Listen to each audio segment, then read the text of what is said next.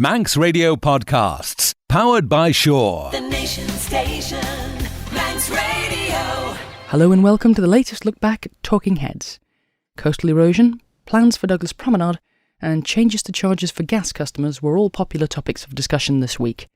And so was the impending closure of the charity Dash. Here's Stu Peters. Talking Heads, brought to you by Magic Carpets, with the only Carndine design showroom on the island. Is support offered to those in the island with an addiction adequate? The news that the Drug Advice Service and Helpline, or DASH, is to close has been described as another sad day for the island by Douglas MHK. The charity's been in existence since 1996, but has been struggling for the last 3 years after government withdrew annual funding of £100,000. Douglas North MHK John Horton says the service has had incredible success working with juveniles who had a drug problem, and says the confidentiality of the Dash service has been part of its success. Mr Horton told James Davies he believes its closure will leave a serious gap on the island. But the organisation Motivate, which was formerly the Alcohol Advisory Service, has hit back at those claims over confidentiality. Are the services offered to those struggling to overcome addiction in the island adequate? As we just heard from Thea, there's no independent service for under 18s as far as drugs are concerned, which is a worry, because, you know, if you're caught into official channels, then that's part of the worry about confidentiality. So are the services offered adequate, do you think? Is it something that its vital government funds are put into, or should it be left to the third sector without the use of public money? And let's have a word with John. Hello, John. I'm absolutely appalled at this, because, as you remember, a few years ago, government built a specialist ward at New Nobles, to manage people with various forms of addiction. And then in their wisdom, they decided that, I think it was £500,000 it was a year it was going to cost to run, that they weren't going to put the money into it because effectively these addictions were self-induced, effectively. Why should they help people who've done this themselves? I mean, I was appalled at that sort of attitude coming from government, because if you extend it, you can say, okay, people who've got problems with obesity, we're not going to help them because they're doing it to themselves, you know. Well, when I first started presenting Mandate, which I think was 2003, I came up to Manx Radio full time and was working in the newsroom, and it seemed like every week there was a new story from the drug and alcohol team and from the Chief Minister's drug and alcohol strategy. And, you know, there was a huge amount of talk about drug and alcohol strategy at that time, but all that seems to have gone quiet these days. I don't know whether or not that team's been disbanded, but it seems as though government's kind of walking away from people that have got drug problems, or that's how it feels. I think that's exactly the situation. And I mean, the problem is that the peripheral damage that this is doing is not really being publicised. I mean, I was in hospital for a short stay about a year ago now, and into the general ward just for a quick minor op. And there was a young chap in there who came in as I was in there, who was an alcoholic and was in a right state. I mean, the nurses sort of had to barricade round his bed, virtually tie him to the bed to keep him under control. They were being subjected to, violent verbal abuse. Yeah. And I said, how often does this happen? I said, all the time. I said, we have to deal with this because there's no specialist ward. Now, what is the cost of that? You look at the cost of that in the damage to staff. You look at the family cost of drug and alcohol.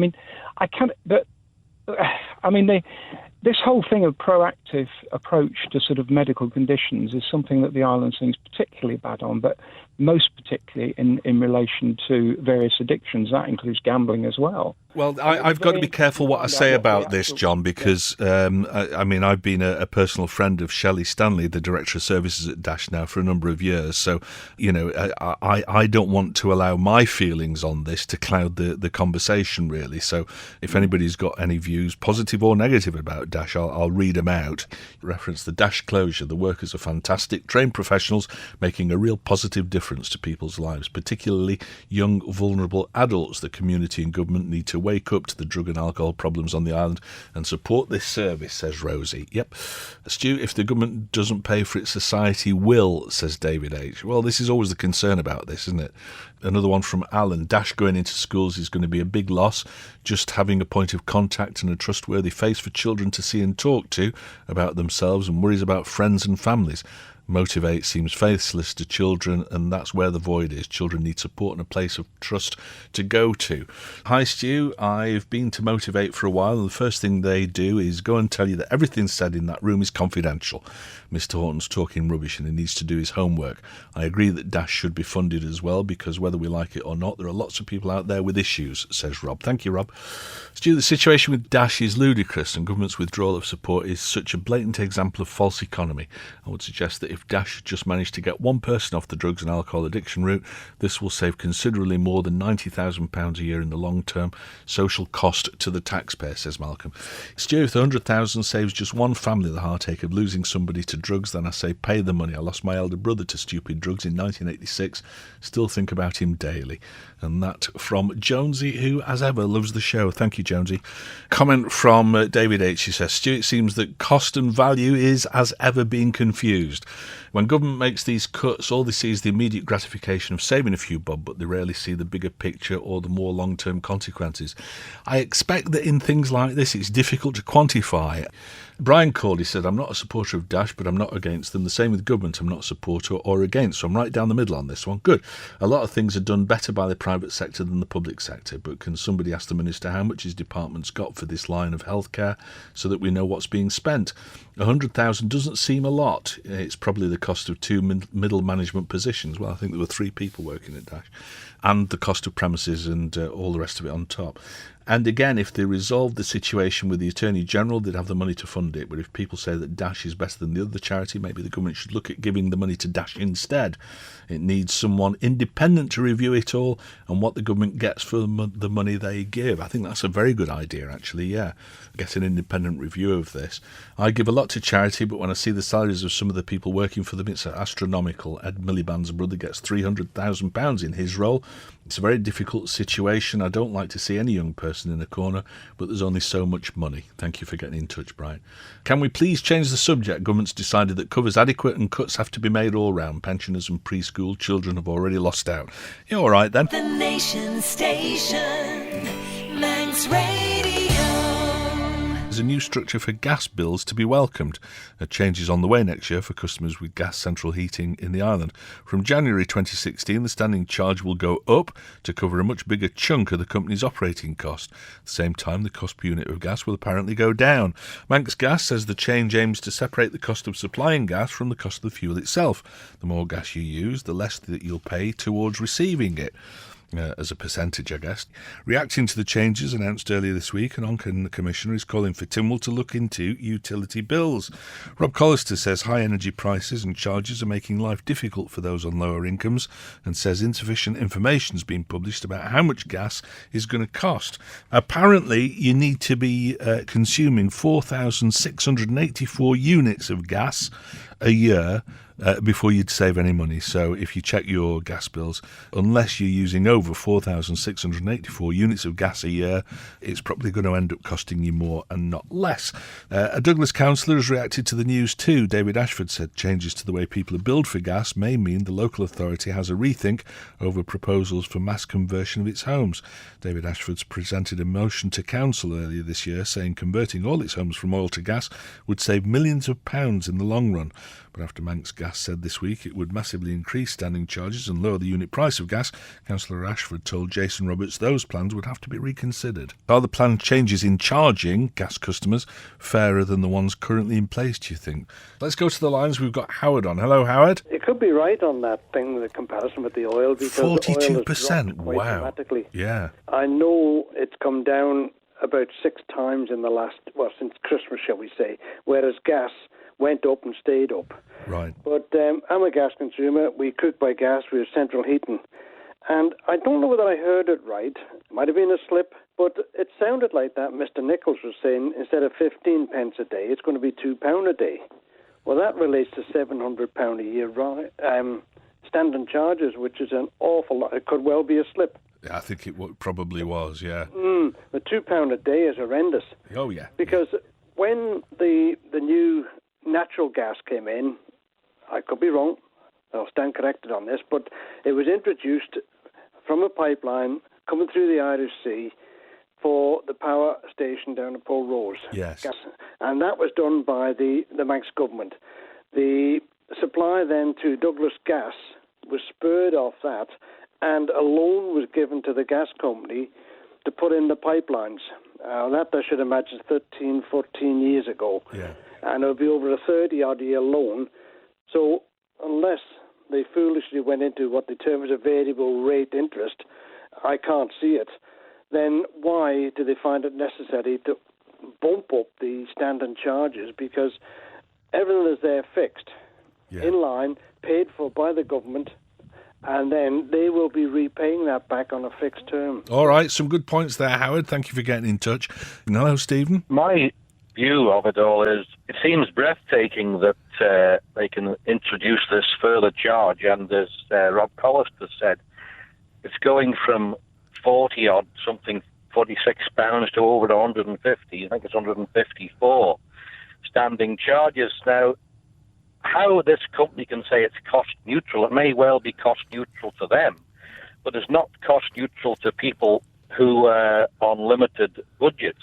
Well, somebody got in touch yesterday and said £100. Somebody said yesterday that if you're using lots of gas, then it might save you some money. But for low users, which is, people on limited incomes, it's going to cost you more. And Rob Collister just phoned and he said 4,684 units a year is the point at which it might start saving you money. I don't know how much gas I use, to be honest. But it seems breathtaking, Stu, that this company can say that. And it also seems breathtaking that the OFT have okayed it. It may well, as I say, be okay and cost neutral for the company. It's certainly not cost neutral for people on limited means and limited budgets. Yeah. And while we still have no knowledge or no mechanism in the Isle of Man for measuring what fuel poverty and what poverty is, I am astounded that this has been allowed to go ahead. So you think the OFT or the government should have done more about this?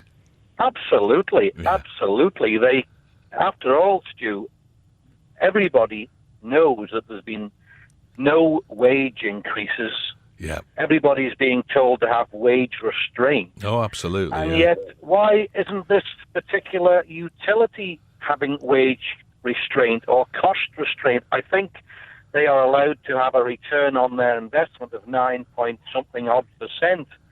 And that seems incredible in this day and age when a lot of companies are only making 2 or 3%, barely keeping going. And how our government has allowed this, I think this should be priority number one when Parliament resumes. To get this sorted out. All right, Stephen, thank you for your call. Let's go to line 6. We've got Kay on. Hello, Kay. I'd just like to make a comment. Last year, when it was the red hot summer, we were told the gas has to go up because they weren't making enough money. Use enough. Yes. And we were told the reason was they bought so much at one price, that's why it has to go up. Yeah. They can say now it's going down, but the standing order charge. A standing order charge, I rang the electricity board because on my bill it says nothing what even the standing order charge is for. Yeah. And the girl on there said, I don't even know myself. Well, I mean, if she don't know, God help anybody else. So, and it's not even on your gas bill. So I want to know what actually is the standing order charge used for. Right, okay. But we've got no competition here. We can't swap around like they can in the UK. And all these ones are getting high, really high profit, bonuses. Yeah. That should be given back to us.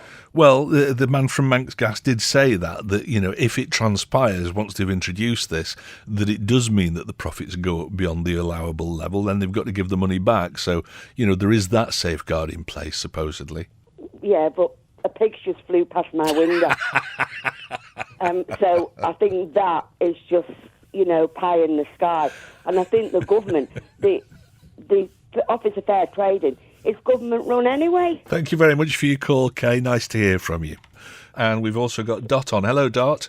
Hi, Hi. Yes, only want to buy a gas cooker because I'll have mine for sale shortly. Really, you're getting rid?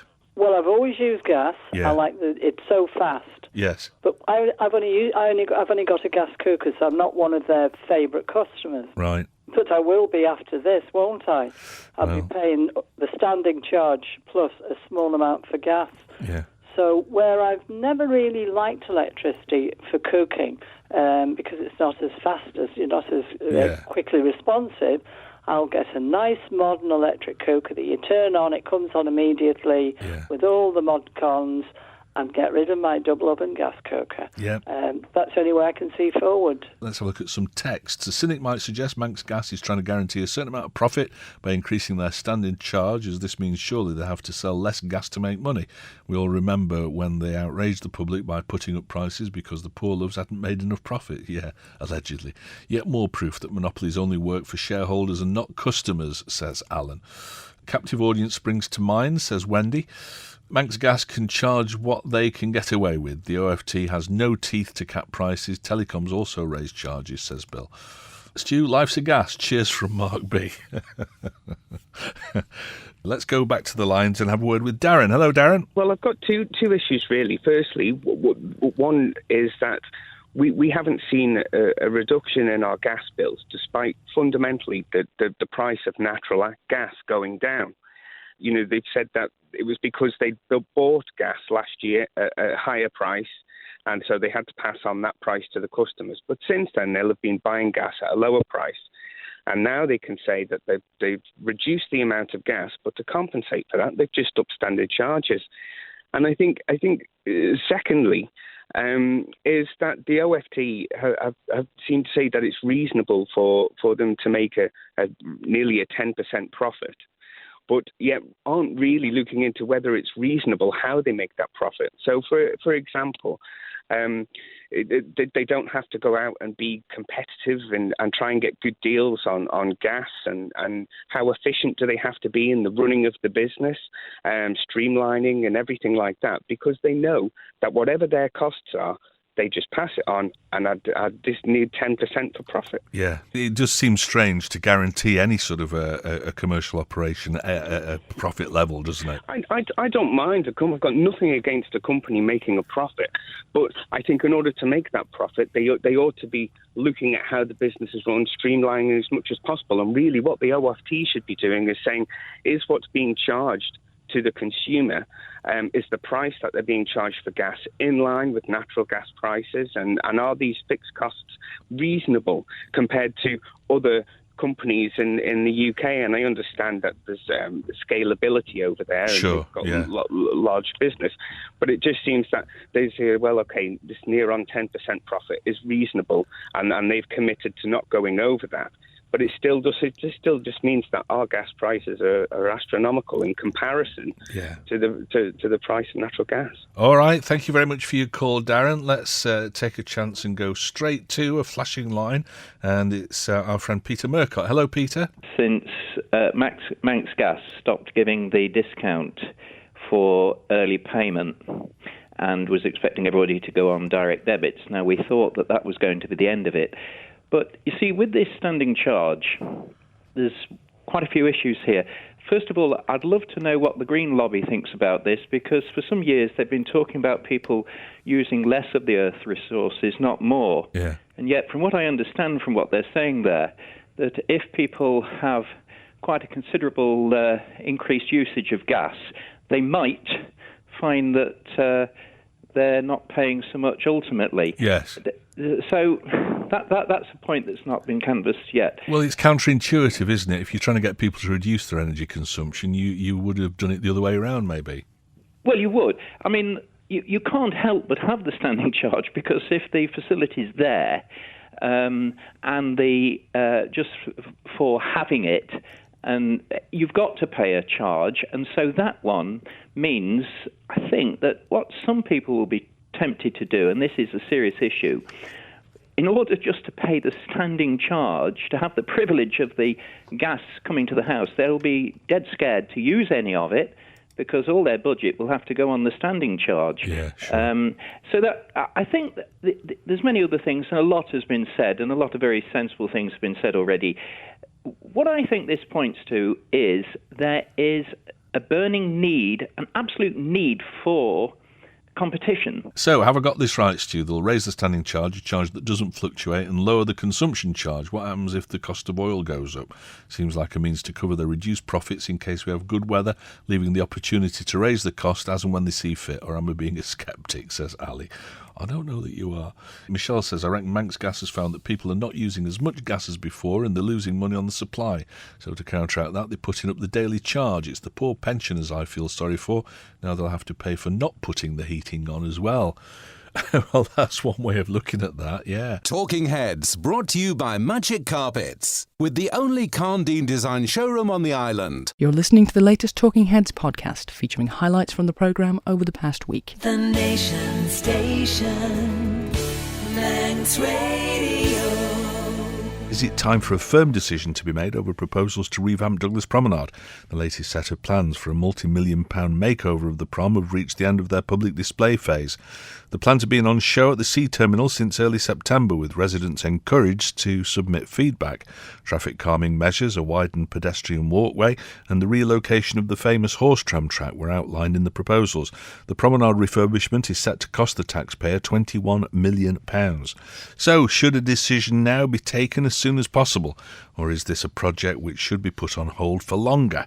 Let's go to the lines and see what Robin Peel makes of this. Hi, Rob. I worry about the timings on the Falcon crossings, because when I'm on medication, I find it really hard to get past the crossings. I wondered whether that being brought up as a subject with the promenade. Oh, whether or not anybody suggested that to make the crossing times longer. Yeah, the one at the bus station, when I'm on medication, I find it difficult to get across because the timings are too slack. I see. Well, I'll tell you what would be a better idea would be if people that needed more time to cross had some sort of a fob or a second button to press. Yes. Because if they set them all for the slowest possible person crossing, and obviously, you know, we've got to look after people who are going to take longer to cross the road, but you don't necessarily want that to be the default setting. So it'd be better if there was a second button or something like that, or a remote control that you could operate. Drivers do get irritated with slow pedestrians.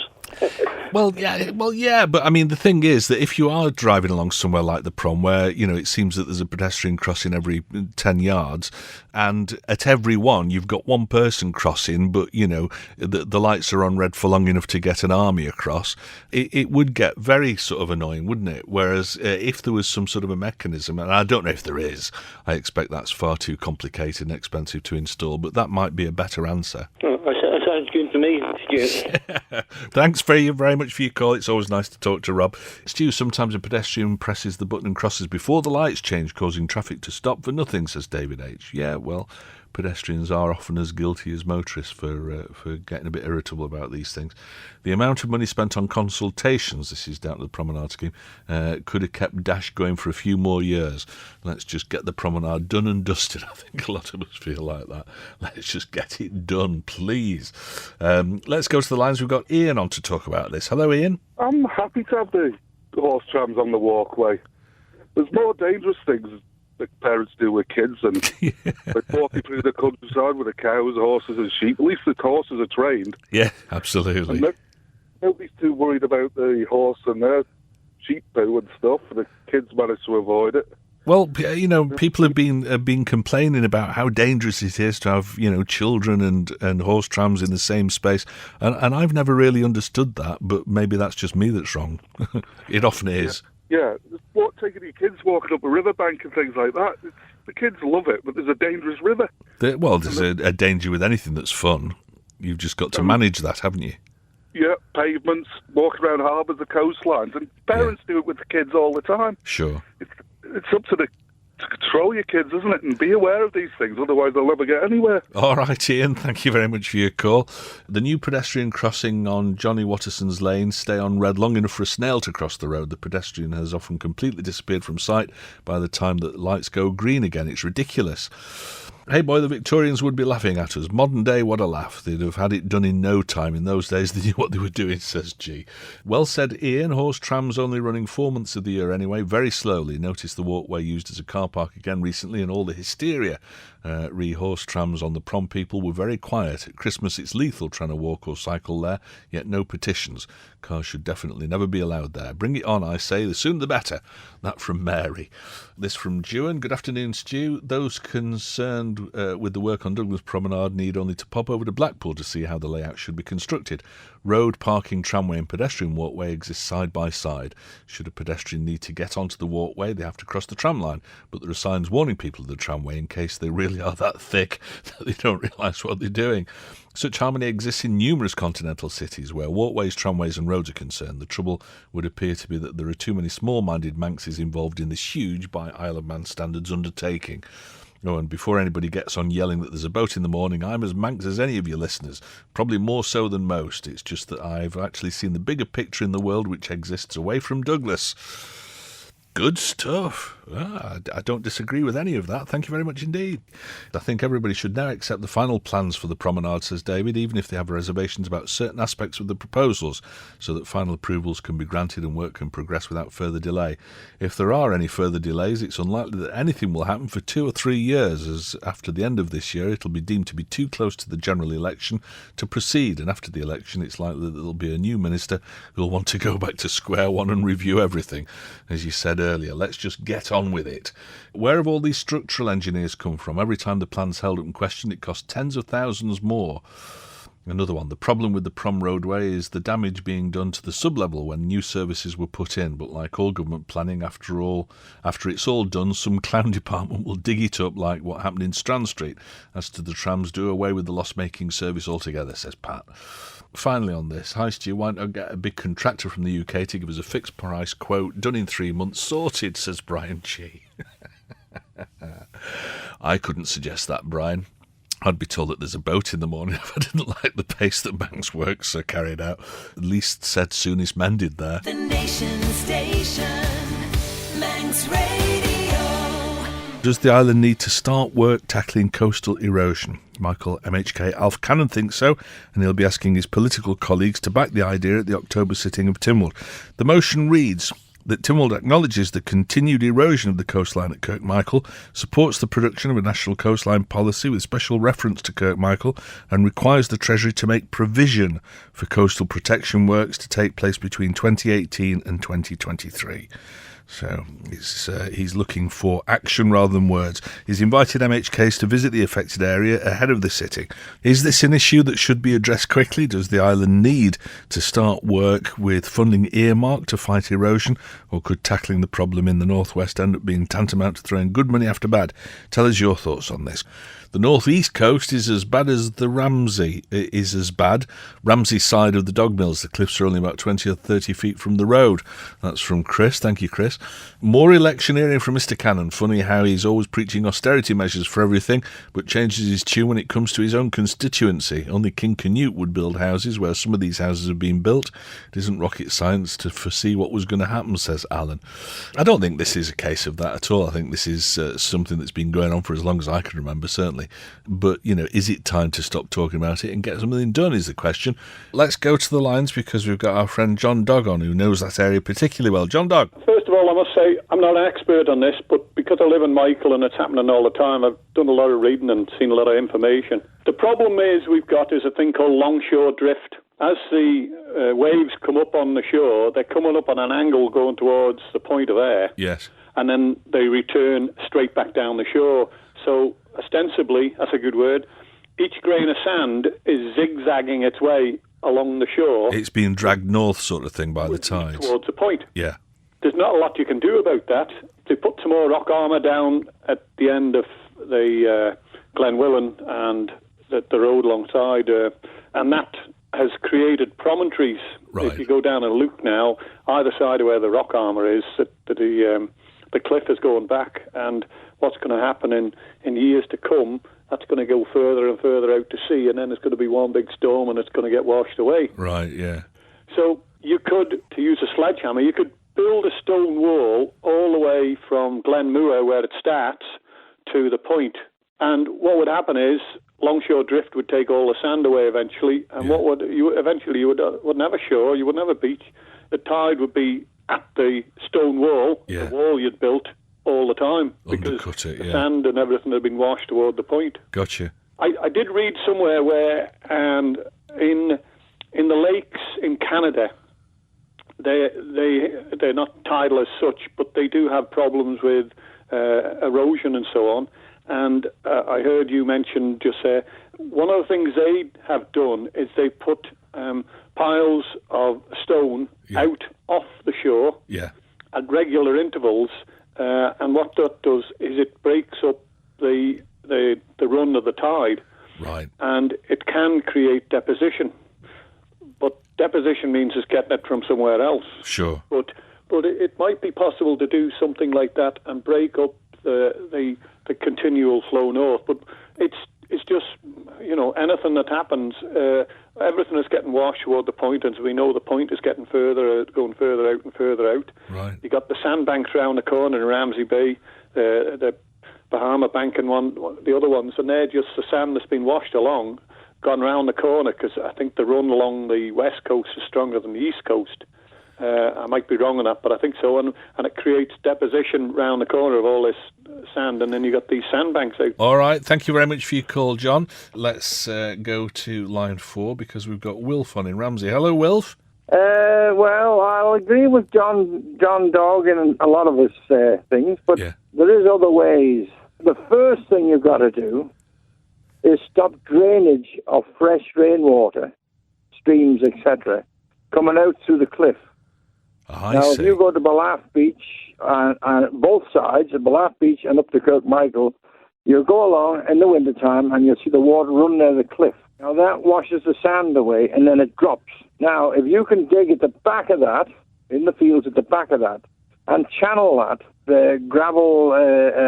like soakaways or trenches, whatever, soakaway type of thing. But soakaway out into the sea, of course. Yeah. But sort of, try and give an example. The run from Ramsey to Bride, it's getting very near the coast road now. Now, I've watched it disappear for years. I told them what to do years ago because it took no notice of me, because I've got no letters behind my name, you see. Now, when you walk along there, you'll see the water run near the cliff. As you're coming out of Ramsey, it takes a slight rise to about where you go into the community, where you dump your bits of rubbish. And then it drops away down again on its way to Bride to the dog mills. Now, if you were to dig a trench in them fields, back of the hedge, all the way back to the dog mills and then back to Ramsey, and put your trench there and channel at either end, the water will run out then, both sides, without getting out where it used to come out. Oh, well, it's coming out now. I'd not thought of that. It's all getting washed away. All right, some good thoughts there, Wilf, and thank you very much. I need to move on because we've got Frank, who's been waiting very patiently to have his say about this. Hello, Frank. Everybody's talking about different things, and I don't think anybody really knows the answer, apart from the fact that I'm living with it. Oh, right. On my ground and on my land, I've got sea defences, thousands and thousands of tons of rocks, some the size of cars. Yeah. Not to build a wall. The worst thing you can do is build a wall, because that's what the man that did this originally, that's what he did. He built a wall. Now, a wall can fall over. Yeah, sure. And that's what happened. The sea came in, it went underneath the wall, the sand, and took it away. Yeah. And it was all washed away. So what he decided to do was put the rocks on a slope and do it fairly similar to the harbour in Dublin. I see. So the wind and the rain and the sea dissipates when it hits the rocks. Yes. Now, it's cured the problem. I haven't got any erosion at all. And that last big storm we had, which was the biggest storm of the century, did nothing. Right. Absolutely nothing. But my next-door neighbour, it took some land off, quite a bit of land, so he's put the rocks in now that's similar to mine, but it's not as high as mine. Yeah. and he's now, I think, cured the problem. All right, thank you for your call, Frank. Some more comments that have come in. Coastal erosion. I have many questions for Mr. Cannon. Since the last survey, have any properties been lost? What are the estimates for time before properties are in danger, and how many properties? If the works were justified, wouldn't the 900-metre rock structure push erosion further along the coast? Popularist politics, ? That's from Bob in Colby. The small stretch of rock armour that they put down about 25 years ago worked. Maybe another cheaper idea might be to sink an old big ship off the coast to slow it down and be a boost to dive tourism, says Matty. Holland have had the right idea to stop erosion. They built the barrier out at sea and backfilled it with waste from Holland and other countries who were charged for this. Once it was backfilled, it's likely planted to form nature reserves or offered to farmers, self-funding projects. Good idea. Where do government's responsibilities finish? People knew this would happen when they purchased the houses. Did the government give blank cheques to everyone for every mishap or misfortune? They've mined sand from the point of air for years. Nature always takes back what you take from it. Aye, thank you. Groins like on Douglas Beach, says somebody else. Erosion has been going on for centuries and we're still here. I'm sure there are worse things happening that need attention, says somebody else. Robin Peel says a lot of the erosion in the northwest coast has settled down. It's lost a lot, but it doesn't seem to be moving at the moment. But the east coast has suffered badly this year, so maybe it's just a natural cycle of erosion. You can't do anything about it, but it settles down in time. Talking Heads, brought to you by Magic Carpets, with the only Carndine design showroom on the island. That's it for the latest look back at Talking Heads. Our thanks as ever to everyone who got involved in the programme. And you can do that by calling, texting or emailing on weekdays between midday and 2 p.m, or by joining the debate on the Facebook page, Talking Heads with Stu Peters. Each day's programme is available to hear in full using the on-demand section of manxradio.com, and the website's also where you'll find a daily update of what's up for discussion. You can also keep up to date with that information by liking the Facebook page or following Stu Manx on Twitter. And if you'd like to suggest a topic for discussion, get it to us by emailing talk@manxradio.com. But that's it for now, so until next time, goodbye. Don't sit in the slow lane. Join the fast lane right now with Shaw's all-new Superfast Plus broadband. Enjoy more bandwidth, amazing speeds and the best value on the island from just £23.95 per month. So don't be left behind. Get a piece of the high-speed action with Superfast Plus broadband from Shaw. For details, visit our stores in Douglas, Ramsey and Port Erin or click shaw.com. Love being Shaw. Terms and conditions apply.